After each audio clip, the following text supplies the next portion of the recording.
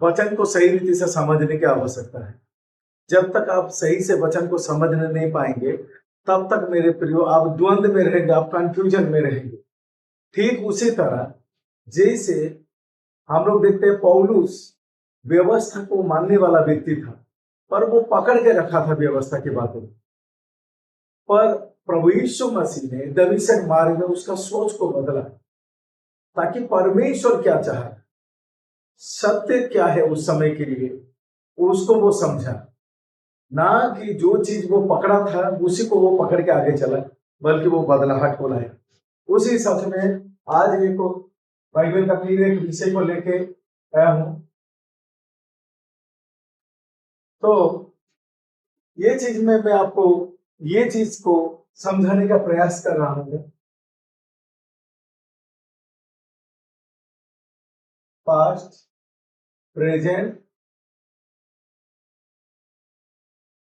Future.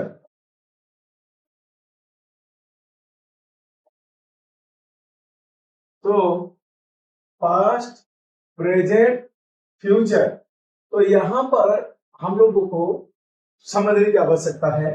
Past में व्यवस्था था, लॉ, ग्रेस, वर्तमान में अनुग्रह, फ्यूचर में लॉर्ड है।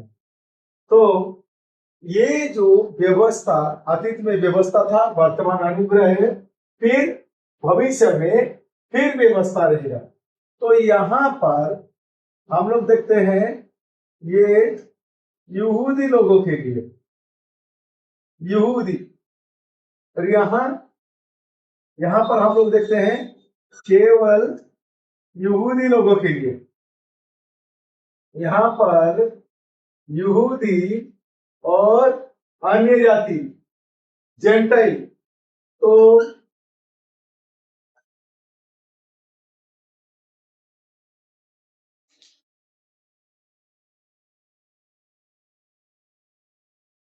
तो फ्यूचर में भी यहां पर यहूदी।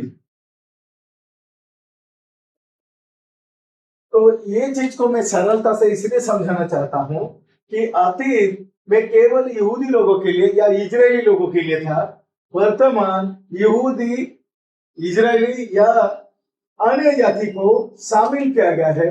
भविष्य में भी केवल यहूदी लोग रहेंगे। तो यहां पर हम लोग देखते हैं जेनेसिस 2, जॉन, यहां पर रोमी टू फिलेमोन, यहां पर देखते हैं हिब्रू टू रेवलेशन। तो यहां पर, और जो प्रेरित पुस्तक है वो ट्रांजिशन बुक है। ट्रांजिशन अर्थात प्रभु यीशु का सेविकाई का परिवर्तन हुआ। तो प्रेरित 9 तक धरती का सेविकाई चल रहा था।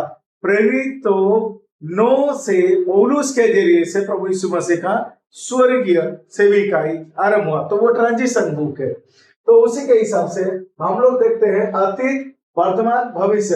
अतीत में व्यवस्था था, वर्तमान अनुग्रह है, फिर आगे को भविष्य में व्यवस्था रहेगा।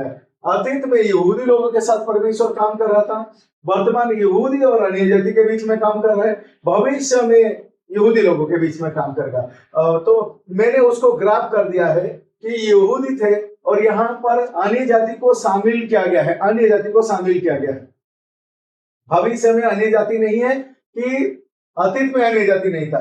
तो अतीत में जो हो चुका है वो उत्पत्ति से लेके जॉन और ट्रांजिशन किताब अर्थात प्रेरितों का 8 अध्याय तक वो अतीत में आ जाता है। फिर प्रेरित 9 से, उसके बाद रोमी से फिलमोन हम लोग देखते हैं वो वर्तमान में आता है। फिर उसके बाद इब्रानी से रेवलेशन वो फ्यूचर में आएगा।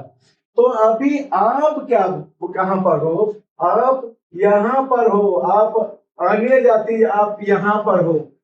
तो इसीलिए जो यहूदी या इजरायली नहीं है उन्हें केवल ये मौका दिया गया है रोमी से फिलमोन उनके लिए स्पेसिफिक लिखा गया है। जो जेनेसिस से जॉन वो यहूदी लोगों के लिए लिखा गया है। तो यहां से अपने आप को ना ढूंढे, ना भविष्य में इब्रानी से रेवलेशन के अंदर अपने आप को ना ढूंढे, क्योंकि वो आपके लिए ना अतीत था ना भविष्य है, वर्तमान आपके लिए है। रोमी से फिलमोन, वर्तमान को आपको समझने की जरूरत है। तो ये जो आपको आपका मन में ये बात आएगा वर्तमान में है हम लोग, तो ये किस आधार पे हो रहा है, किस आधार पे हो रहा है बोलने से प्रेजेंट वर्तमान में हम लोग देखते हैं ये आरंभ किससे हुआ, एक्स नो पॉल से आरंभ हुआ, पॉल से आरंभ हुआ और रैप्चर में खत्म होगा, रैप्चर में खत्म होगा। तो जब रैप्चर में खत्म होगा मेरे प्रियो, रैप्चर खत्म नहीं हुआ है अभी। तो जब रैप्चर खत्म नहीं हुआ है तो ये जो दो समुदाय यहूदी और अन्य जाति या इजराइल और अन्य जाति को मौका अनुग्रह दिया गया है कि वो पौलुस के सेविकाई का भागी हो सके, और तब क्या होगा, रैप्चर का इवेंट होगा। इसी हिसाब से ये फॉर्मेट को आपको समझने की आवश्यकता है। आपको ये लग सकता है कि चीन चंगाई चमत्कार भविष्यवाणी ये किधर गया, नहीं, ये जो सब्जेक्ट है ये है मिस्ट्री, मिस्ट्री है। तो ये जो है ये भेद का मैं टीच कर रहा हूं, जिसको रहस्य कहा जाता है। पौलुस को भेद मिला, रहस्य मिला। रोमन्स 16:25 तो 16 का 25 में लिखा गया है, जो सनातन काल से छिपा था, अर्थात जो चीज व्यवस्था के समय में पहले से बताया नहीं गया था वो चीज को पौलुस प्रकाश रख गया। तो वो ये मिस्ट्री है, भेद। तो भेद का शिक्षा ये है मेरे प्रियो, और आप भविष्यवाणी के सोच में रहेंगे, प्रोफेटिक के सोच में रहेंगे, और ये शिक्षा को सोचना को खोजेंगे तो नहीं हो सकता। इसलिए मैंने शुरू किया कि पौलुस कुछ बातों को सच्चाई सोच के पकड़ के रखा था, पर प्रभु यीशु ने उसका सोच को बदला दमिश्क मार्ग में और उसे मिस्ट्री दिया, भेद दिया। और ये भेद की शिक्षा, पौलुस का शिक्षा अभी चल रहा है। तो ये जो समय है ये मिस्ट्री का टाइम है, तो ये प्रोफेटिक समय है,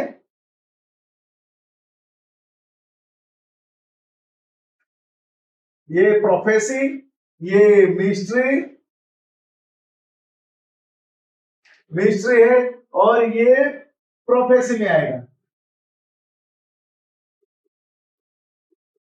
तो उसी के हिसाब से, पर बहुत बार क्या है, अन्य जाति ये इसका कॉपीराइट करने में लग जाते हैं, क्या भविष्य बातों को, जबकि अन्य जाति के लिए या अभी मौका दिया गया है, और जब तक रैप्चर नहीं है तब तक अन्य जाति के लिए मौका है। रैप्चर के बाद वो यहूदी या इजरायली लोगों के बीच में वो काम किया करेगा। तो इसी हिसाब से तो भविष्यवाणी और ये जो भेद उसका कुछ लेन देन नहीं है, कि भविष्य में आने वाली जो भविष्यवाणी है उसका लेन देन कुछ नहीं है।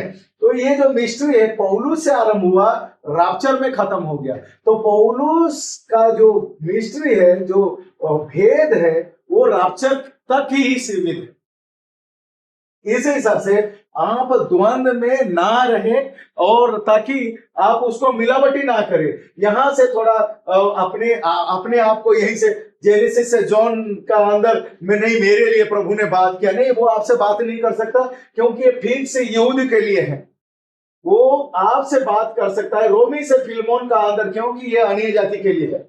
इब्रानी से रेवलेशन को आपसे बात नहीं करेगा, क्योंकि वो इजरायली लोग के लिए फिक्स हो गया है, सबके लिए, जिसके लिए जो चाहिए वो क्राइटेरिया सेट हो गया है।